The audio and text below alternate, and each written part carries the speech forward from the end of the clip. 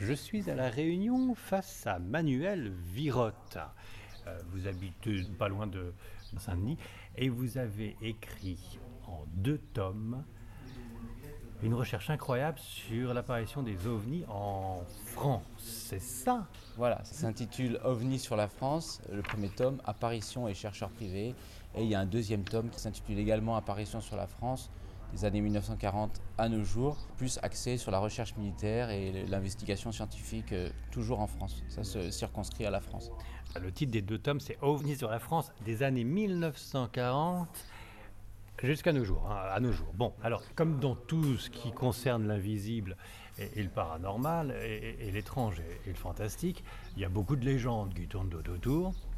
Et pour les ovnis, vous avez fait une recherche. Quelle est votre base scientifique, chercheur Alors moi j'ai une formation d'historien, et cet ouvrage, si vous voulez, est la version livre de ma thèse de doctorat que j'ai soutenue donc en octobre 2016 et qui avait un titre beaucoup plus, on va dire, universitaire. Le titre tournait autour de la problématique sur les réseaux donc, qui ont été créés par le monde de l'ufologie, qui ont fait de l'ufologie, c'est ce que j'essaie de démontrer, une presque science, on va dire. Donc j'ai commencé il y a 7 ans la thèse et j'ai mis 6 ans pour la terminer, donc 2 fois plus que ce qui est permis à un étudiant normal, on va dire. Alors, on est dans un hôtel, c'est pour ça qu'il y a un peu de bruit de chaises, etc. Mais alors, pourquoi vous avez choisi cette thèse? Alors, c'est une question qu'on me pose souvent. Eh bien, je pense qu'il y a 2 raisons. La première, c'est une raison, on va dire, inconsciente. Mes parents avaient été abonnés à des revues, je pense même qu'ils avaient des cartes d'enquêteurs lumière dans la nuit, c'est-à-dire un groupement ufologique. Ouais. Et la deuxième raison, c'est qu'étant à La Réunion, habitant à La Réunion, donc je cherchais un sujet de thèse en histoire qui concerne La Réunion. Il n'y a rien qui me passionnait vraiment. Donc je me suis reporté sur les ovnis, c'est venu comme ça, donc spontanément, et ça a beaucoup intéressé les directeurs de thèse que j'ai sollicités, et j'en ai trouvé un qui était d'accord pour faire ça, et on s'est lancé dans l'aventure. À La Réunion, il y a eu des ovnis aussi Alors oui, on peut en parler en détail. La Réunion est une terre d'ovnis. Non. Alors aussi. Donc les gens sont passionnés par ça ici, et il y a quand même un certain nombre d'observations marquantes, très étranges, très étranges, peut-être plus qu'en moyenne qu'en métropole, qu'en France métropolitaine. Et donc voilà, donc c'est assez intriguant et on trouve de la matière ici. Mais précisément Alors précisément. Alors il y a une observation bien connue en 1968, c'était à la fin du mois de juillet 1968, donc l'observation de la plaine des Cafres avec Luce Fontaine qui voit donc il va récolter de l'herbe pour ses lapins et un espèce d'engin atterrit pas mais arrive en vol stationnaire au-dessus, à 1 ou 2 mètres au-dessus de lui. Alors c'est la plaine des Cafres, à la plaine des Cafres. Ça se situe grosso modo. Alors la plaine des Cafres, c'est dans le sud de l'île. Voilà, c'est plutôt au centre de l'île. Voilà. Du côté du tampon encore. Du côté du tampon, c'est des hautes plaines qui sont à 1500-1600 mètres d'altitude. Oui. Il y a des montagnes, mais bon, c'est des prairies en fait, c'est des prairies à vaches. Et donc lui, il est très très surpris, c'est parce que on est en 68, il n'a jamais rien lu, il est très... Et ce qui est très étrange, c'est que l'observation en elle-même, l'objet extrêmement bizarre, à ma connaissance, il n'y a pas d'autre référence à de tels types d'objets dans la littérature ufologique. Et surtout, il est irradié. Oh, le petit bonhomme, oui. Mais l'objet, il le décrit. Alors l'objet, c'est un espèce d'objet translucide. Bon, on a des images. Des images. Oui, enfin on a des croquis, si vous voulez, on a des croquis. Et si vous voulez, c'est comme s'il y avait 2 assiettes inversées de part et d'autre, au-dessus et en dessous, et un espèce de disque ou de cylindre. On ne sait pas trop ce qu'il a vu exactement. Enfin, lui, il l'a vu sur la tranche, donc on ne sait pas trop comment c'était. Et donc, ce qui est très intéressant, c'est que, en fait, le périmètre où l'objet, au-dessus duquel était l'objet, a été irradié. Ça a été mesuré au compteur Geiger et lui-même a été irradié. Donc l'herbe a été irradiée. L'herbe a été irradiée. Il était déjà à combien de mètres alors, je ne sais plus trop. L'objet était environ à quelques mètres au-dessus de lui. Il n'était pas loin. Il était à une dizaine de mètres de l'objet. Et surtout, sa partie le devant de ses habits était irradié, pas le derrière. Donc il y a bien eu une irradiation face à l'objet.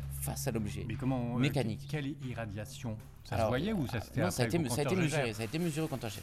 Ah oui. Et ce qui est intriguant aussi, c'est que Luce Fontaine a saigné du nez pendant une semaine, 4 ou 5 fois par jour, et donc ça lui était jamais arrivé. Ah oui. Et donc il y a eu un aspect physique qui était clairement mesurable. Mais pas très positif. Pas très positif, non, mais c'est pas toujours positif. Et donc ça peut nous renvoyer éventuellement, hein, c'est l'idée que je développe actuellement, à une éventuelle abduction, c'est-à-dire un éventuel enlèvement. Si vous voulez, Oui. bon, on peut en discuter, mais Mais on oui, va en parler longtemps. si, Hein. oui. Alors, J'ai pas fait 10 000 km et 11 heures d'avion pour qu'on en discute 10 minutes. Hein. alors, si vous voulez, les enlèvements d'humains, c'est un sujet assez controversé. Oui. C'est très développé aux États-Unis. Oui. Et il y a un psychiatre de Harvard qui s'appelait John Mack, professeur de psychiatrie, prix Pulitzer, je ne sais plus quelle année, donc une pointure dans son domaine, qui, lui, était convaincu, il a fait des études, il a étudié des patients, des dizaines et des dizaines, que ces patients étaient réellement enlevés et beaucoup d'entre eux saignaient du nez.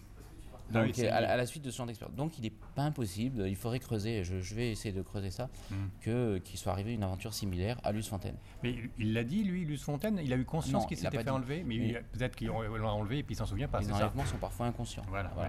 Mais c'est beaucoup de l'ordre du fantasme.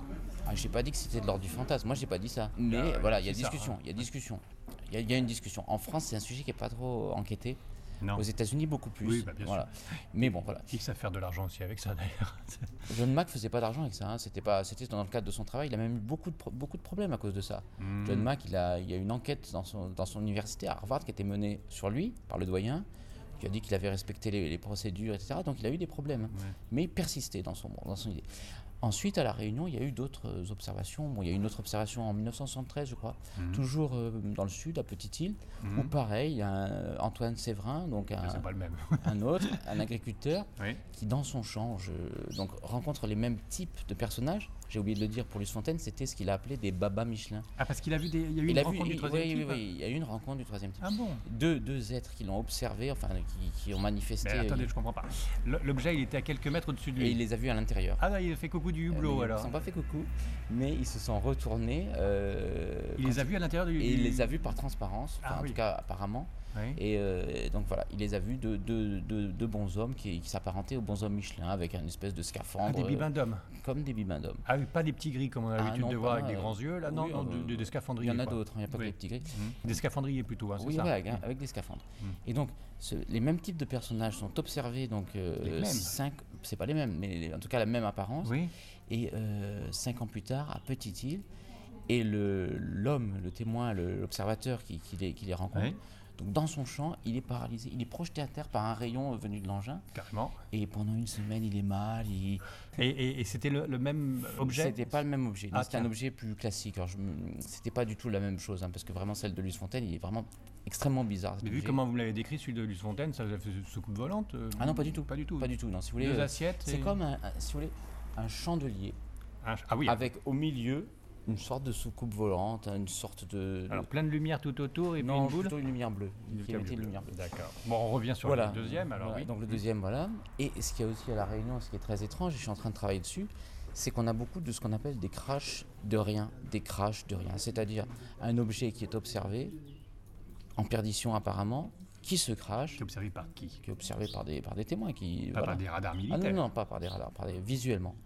Et qui se crache et dont on ne retrouve rien. On entend le bruit du crash? On peut entendre le bruit, on voit, souvent c'est en mer. Je crois qu'il y en a 8. Il y a 8 cas répertoriés à La Réunion sur quelques dizaines de cas dans le monde. Et c'est pas des météorites? C'est pas des météorites. Et pourquoi? Alors pourquoi? Parce que souvent on voit l'objet ou le phénomène, mais ça s'apparente plutôt à un objet qui se crache en mer, qui flotte un petit peu, l'eau est en ébullition autour, dégage de la fumée. L'objet se déplace, va vers le rivage ou longe le rivage. Et donc ça a été observé dans l'Est, du côté de Saint-André. Ça a été observé du côté de Saint-Louis également, à des années différentes. Ça a été observé également à Sillaos. Depuis Sillaos, il y a des témoins qui ont vu une sorte de losange. Sillaos, c'est dans Creux? Alors Sillaos, c'est le cirque de Sillaos. Oui. Donc qui ont vu par-delà le rempart de Sillaos, qui ont vu une sorte de losange argenté tomber à la verticale, dans le plan, donc comme s'il était à la verticale, sachant pas s'il était vraiment, il y avait une descente verticale ou non. Et ils ont appelé la gendarmerie. Il est tombé où d'abord? Alors qui est tombé derrière le rempart. Mais impossible à savoir s'il est tombé juste au niveau du rempart ou s'il est tombé à 50 km large. Et tombé ou peut-être rentré dans une base souterraine? Il y avait une traînée apparemment blanche, donc une traînée peut-être de condensation, qui était 2 fois plus large que l'objet. Et donc ils ont évalué la taille parce que c'était facile, ils étaient au niveau de l'église, de Cilaos. Le rempart était, je sais pas, 7-8 km. Donc ils ont pu évaluer la taille. Et l'objet aurait fait, si c'est un objet, hein, ça peut être un phénomène optique, l'objet aurait fait 50 mètres au moins de largeur. S'il était tombé au niveau du rempart. S'il était tombé au niveau du littoral, 150 mètres de large. Et il a traîné 2 fois plus. Donc après, ce qui a été dit, probablement, enfin on pense que c'est la version officielle, mais qui est probablement vraie, enfin j'en sais rien, en tout cas il faudrait la discuter, c'était une météorite d'une vingtaine de centimètres de diamètre. Donc les témoins ont dit, bon, est-ce qu'une météorite d'une vingtaine de centimètres de diamètre peut générer une traînée blanche de 150 mètres ou de 100 mètres de large. Une image de losange en plus. Oui, bon après l'observateur peut, bon c'est la perception qu'il a du phénomène. Donc si c'est un losange, c'est une lumière, c'est difficile à dire. On sait ce qu'il en est du témoignage humain. Voilà, on peut en discuter. Hein. Le témoignage humain, oui, c'est vrai, il y a des distorsions, mais marginales. Oui. C'est pas, quand on voit un objet vert qui plonge dans l'eau, c'est pas un éléphant rose. Donc un témoin ne verra jamais un éléphant rose pour un objet vert qui D'accord, Manuel, mais quand on est face à quelque chose qu'on ne comprend pas, on part vite en vrille. Et on fait une interprétation délirante. Il y a eu des études là-dessus qui ont été menées par le GEPAN, par un psychologue du GEPAN, par une autre psychologue du GEPAN qui s'appelait Askewis, qui ont démontré qu'il y avait une distorsion marginale, c'est-à-dire une probabilité que la subjectivité intervienne dans le cas d'une observation d'OVNI s'il y avait des attentes OVNI. Si on souhaitait. Donc une probabilité, voilà, donc c'est, en gros, ça pouvait légèrement interférer avec les... Mais c'est tout. Et moi j'ai interrogé souvent des ufologues, notamment dans la région niçoise où j'habitais avant, qui m'ont dit, bon voilà, on voyait un triangle, on était en groupe, un triangle se déplaçait en l'air, donc les uns voyaient plutôt un triangle isocèle, les autres un triangle rectangle, les autres... Au coin du triangle, aux 3 coins du triangle, vous voyez des boules rouges, les autres des boules oranges. Monsieur Bic Non, c'était avec les ICDV, les invisibles du col de Vence. Les invisibles du col de Vence. Voilà, exactement, c'est un joli nom. Et donc c'est donc une subjectivité marginale. On a un triangle, personne ne va voir une boule à la place du triangle. C'est ça que je veux vous dire. Oui. Donc, ok, il y a une subjectivité, mais qui n'est pas radical. Oui, alors je comprends. Là, ces témoignages d'agriculteurs qui s'occupent de ces vaches ou je ne sais quoi, il n'était pas obnubilé par les ovnis, et donc il a été sidéré plus qu'autre chose. Voilà, il n'était pas dans le genre, je crois à la Vierge Marie, je prie la Vierge Marie, puis je la vois apparaître. C'est ce que j'essayais de dire. Bon, j'ai réussi à la placer. Alors, une dernière chose, puisque j'y pense. La gendarmerie a enquêté pendant des semaines sur ce cas. Donc ils prenaient le cas très au sérieux, sur le cas de Luce Fontaine. Ils étaient au moins 4 ou 5, une équipe à venir de Saint-Pierre à enquêter avec du matériel, etc. Pendant plusieurs semaines. Ils ont interrogé les voisins, ils ont interrogé la femme, ils ont interrogé les commerçants. Donc vous voyez, ce que je veux dire, c'est que c'est pris très au sérieux. Ça peut faire sourire, mais la gendarmerie, ça ne les fait pas sourire à l'époque. Et alors, qu'est-ce que ça a donné ? Alors, qu'est-ce que ça veut dire ? Qu'est-ce que ça a donné ? Bon, ça, on n'en sait rien. Non, mais lui, il l'a vu, mais les autres, ils l'avaient vu ou pas ? Il y a eu d'autres témoignages qui corroboraient ou... Eux, ils ont enquêté a posteriori par rapport à son témoignage, par rapport aux traces physiques de radiation. Il n'y a que lui qui l'a vu. Il n'y a que lui qui l'a vu. Et est-ce qu'il n'était pas sujet à un petit rhum charrette de temps en temps Alors, d'après tous les témoins environnants, c'est une personne très honorable. Sa femme était institutrice. Oui, non, mais bien sûr, on est d'accord, surtout à La Réunion. Donc, sa femme était institutrice, donc il n'était pas comme ça. En tout cas, c'est ce que l'enquête de gendarmerie a démontré. Et d'ailleurs, c'est rapporté dans le livre de Jean-Claude Bourret, L'armée parle, OVNI, l'armée parle, qu'il a écrit dans les années 70. Bon, en tout cas, il était clair. Alors, ça fait 2 cas à La Réunion, mais bon, on y est sur l'île, c'est pour ça qu'on en parle, et puis vous y habitez. Mais le bouquin et le 2e tome qui sort d'ici peu, et ben là, c'est toute la France. Ah oui, il n'y a absolument aucun cas de La Réunion dans mon bouquin sur la France. Non, mais on en profitait comme ça. Oui, donc voilà. Pour terminer avec La Réunion, il y a quelque chose d'encore plus récent. Ah ben oui, non, récent, il y a des cas récents, il y a souvent des choses. Bon, on a vu récemment, il y a quelques mois, un objet à Saint-Leu qui a été photographié. Donc comme si, ça a été photographié au soleil couchant, et on voit en fort grossissement de la photo qui a été prise par le journal, le grossissement par le journal, on voit un objet qui semble monter à la verticale avec 2 tuyères, donc deux échappements de gaz orange, comme s'il y avait 2 tuyères, et on ne sait absolument pas ce que c'est. Donc il y en a qui ont dit que ce sont des avions de chasse, mais il n'y a pas d'avions de chasse dans la zone. Voilà, donc là il y a eu un hélicoptère qui fuyait. Non.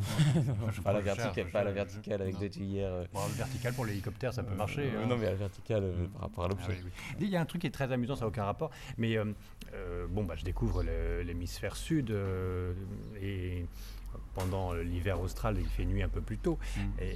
Alors, la Lune, le croissant de Lune, il est horizontal, il n'est pas vertical comme chez nous en Europe.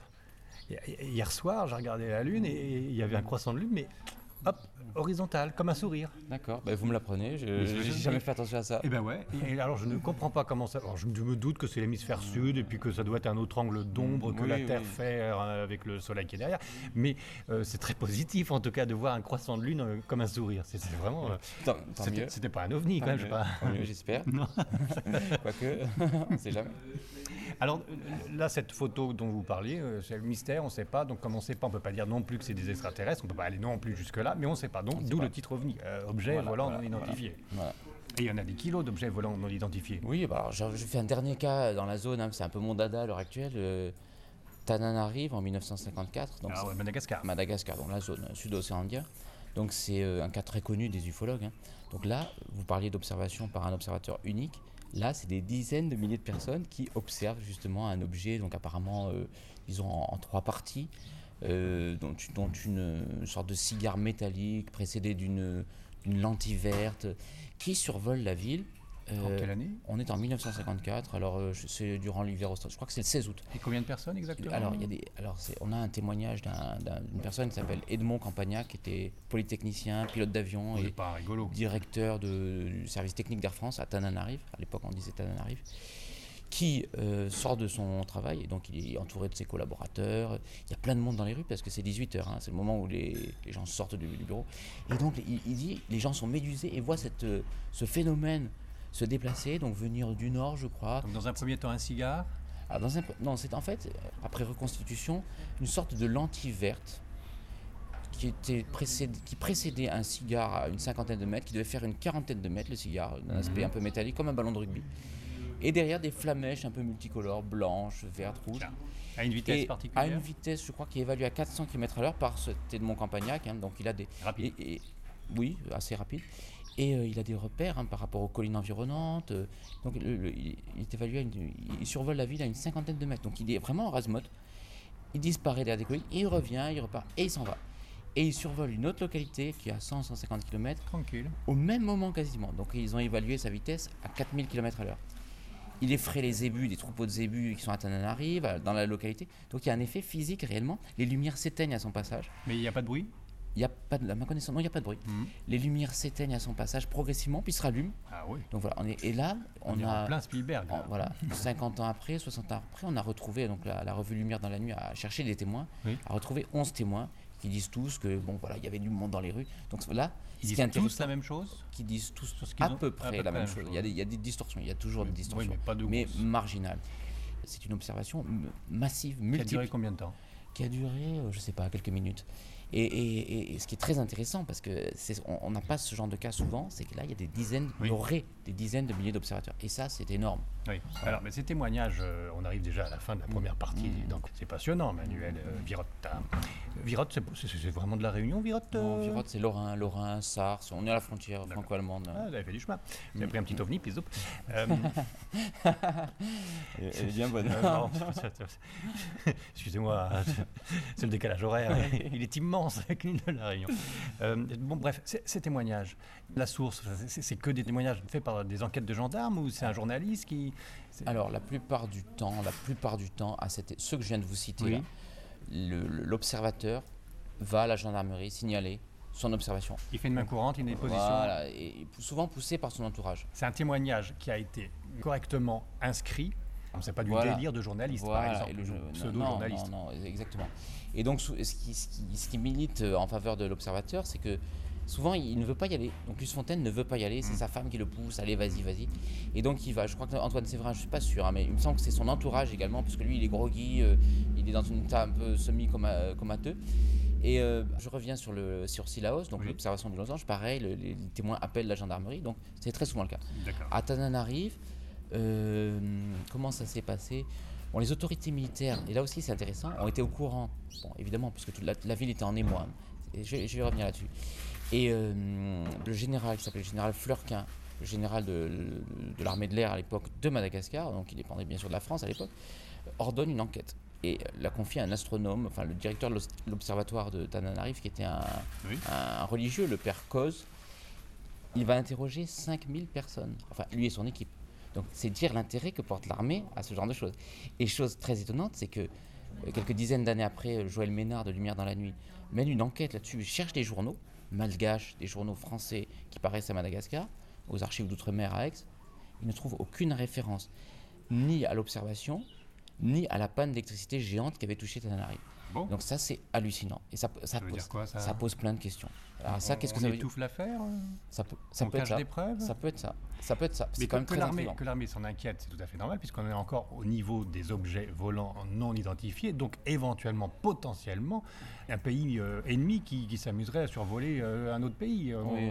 Ils ne pensent pas forcément extraterrestre. Alors ça, cette hypothèse a été, disons, passée en revue très tôt, hein, dès les années, on va dire, dès le second conflit mondial. Oui. Dès 1946, on s'est interrogé, savoir si c'était des armes du côté des Alliés, si c'était des armes nazies. Du côté des nazis, probablement, mais là on n'a pas trop de traces de ça, probablement qu'on s'est interrogé de savoir si c'était des armes des Alliés. Les Russes. Voilà, en 1946, quand on a une vague d'un autre phénomène observé, la vague des fusées fantômes, les Ghost Rockets, les fusées fantômes, on a des espèces d'observations en Scandinavie, essentiellement sur la Scandinavie, mais aussi sur l'Europe de l'Ouest, la France, jusqu'en Grèce, je crois, jusqu'en Afrique du Nord. Et ce sont comme des missiles qu'on voit donc se déplacer. Ça fait un peu des V2. Alors ça pourrait être des V2, mais seulement quand on les voit, quand on les observe jusqu'au Maroc. Oui, c'est bizarre. Donc là, on a une portée qui est bien au-delà des capacités des engins de l'époque. Donc là, pareil, on a des enquêtes militaires qui sont menées. Donc un général américain qui s'appelait James Doolittle donc mène une enquête là-dessus. Et en 1947, on a abandonné cette hypothèse d'engin soviétique, déjà parce que sa manœuvre, les V1, V2 ne manœuvraient pas, parce qu'ils ont une portée très supérieure au V1, V2. Et donc le général qui s'appelait Twining, en 1947, donc rédige un rapport qu'on connaît aujourd'hui, qui a été déclassifié, dans lequel il dit ce sont des machines volantes, ce ne sont pas des machines ni soviétiques ni militaires. Donc ça nous dépasse techniquement. L'hypothèse d'engin humain, elle est dépassée. D'accord. Donc voilà, là on est en 1968 avec Luce Fontaine, c'est fini quoi. Athanan arrive en 1954. Je pense Vous êtes en train de me dire que j'ai posé une question très ancienne. Non, mais c'est tout à fait normal de poser cette question. Mais l'hypothèse d'armes secrètes, c'est fini, c'est dépassé. Voilà, ça revient régulièrement avec les drones et tout ça.